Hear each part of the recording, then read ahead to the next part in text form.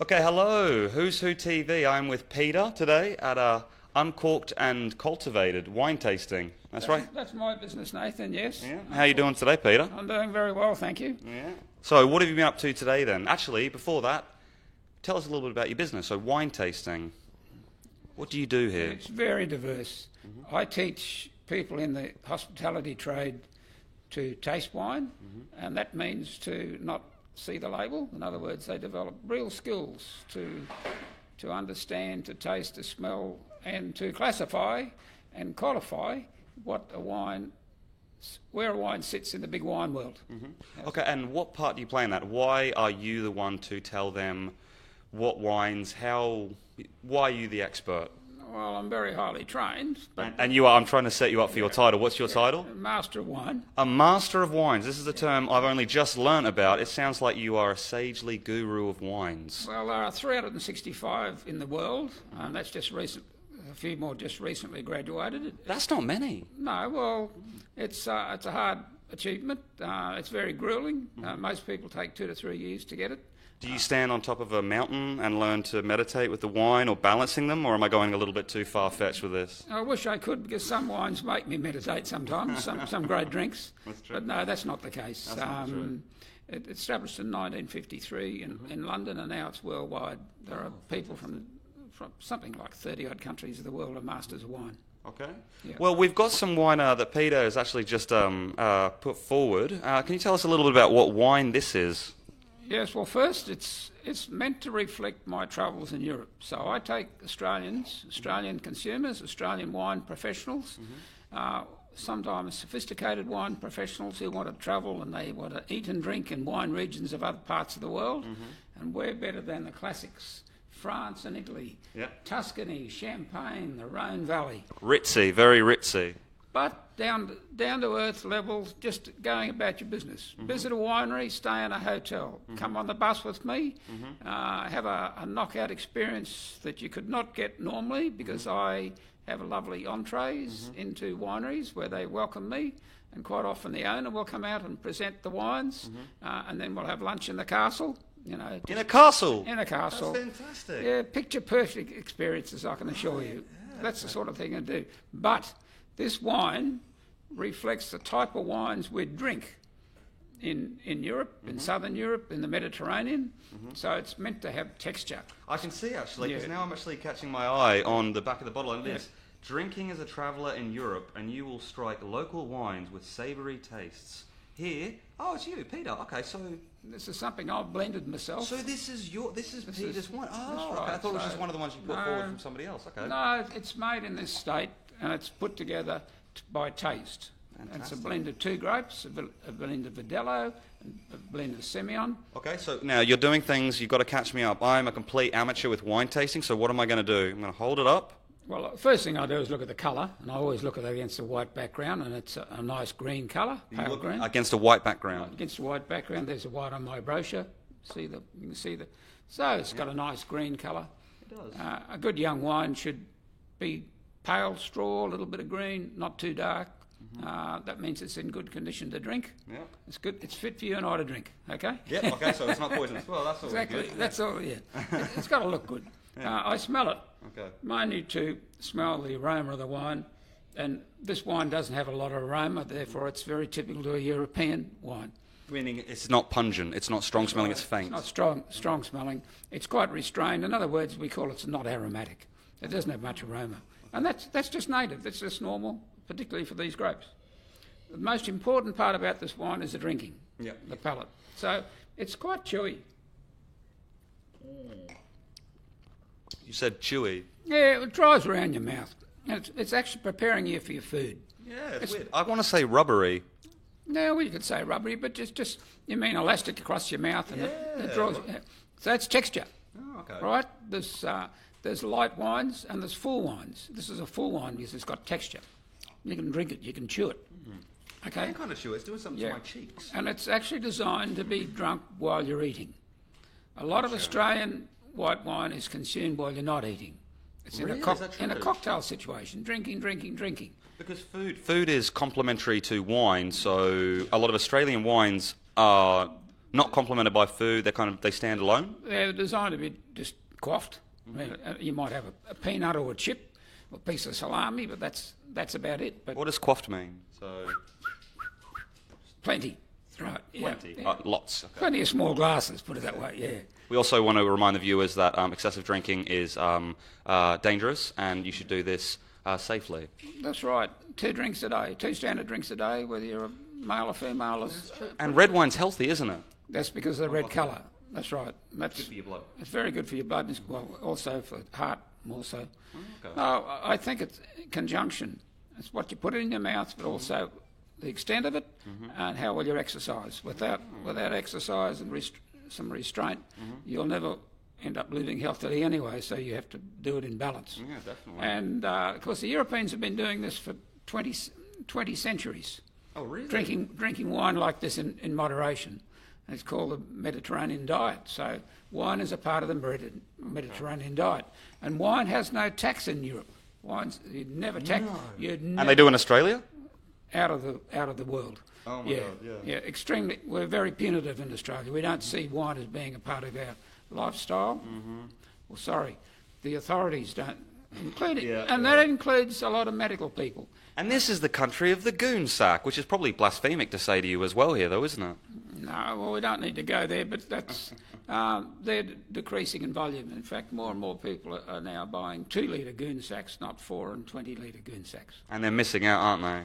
On all of this lovely wall behind us. That's right. I think these days you drink in moderation. You drink glass by glass. It's as simple as that. Definitely. And so many restaurants actually offer you wine by the glass. You can actually drive to a restaurant these days and still be under the limit. True. Yeah. Actually, something as well, I've also seen, I did this naturally, where you swivel the glass. I don't know if the viewers do this as well. Why do you do that? Is that just a kind of habit, or is there a reason for it? I can tell a lot, the same way as if you're looking at cars go down the street, you can tell the make and the model by the shape and the colour, and the visage. Well, I can tell the shape of the wine or the character of the wine or what's in it by smelling it. Wow. So sense of smell is 80% of your sensory skills. So you're releasing the smell when you do that? Releasing the smell, that's right. I heard the oxygenating it. Yeah, exactly. Okay. So I've it's heard someone say that. well, it's like having a Oxygenating. cyclone. Does that oxygenate things? Yes, there's a cyclone, and all those aromas are swirling around and going up the top of the glass, and your nose is sitting over the top. I do want to try that. I'll try Yep. that actually as well, because it'll be a different smell when it's still to when Yep, it's that's right. oxygenated, Yep. when it's tornaded, hurricane. Exactly. Yeah. So if the wine's a bit hard to get a lot of aroma, people would do it very vigorously. If the wine is very aromatic, you just have to stick your nose over the top, have a sniff. And remember, once you sniff 2 or 3 times, your nose adapts, so you won't get any more anyway. So you don't overdo it. But Okay. And another thing as well, we were talking about this before. Australia, a lot of the land is quite barren, and Australia is one of the leaders. They're quite successful with winemaking. Does that affect the fields and the kind of agricultural pursuit of making great wine? Success, Australia's amongst the top 10 exporters of wine in the world these days.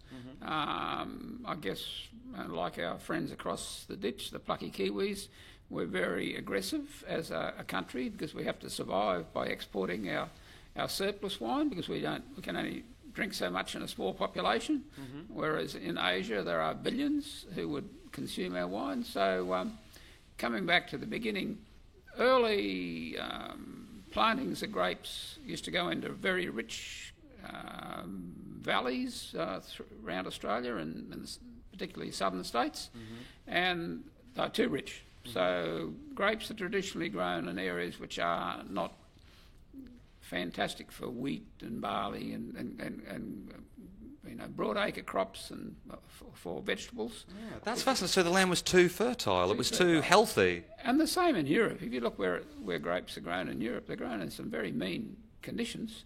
And in many parts of Europe, they're not even allowed to irrigate, so they have to stand on their own single foot, which is a single stem.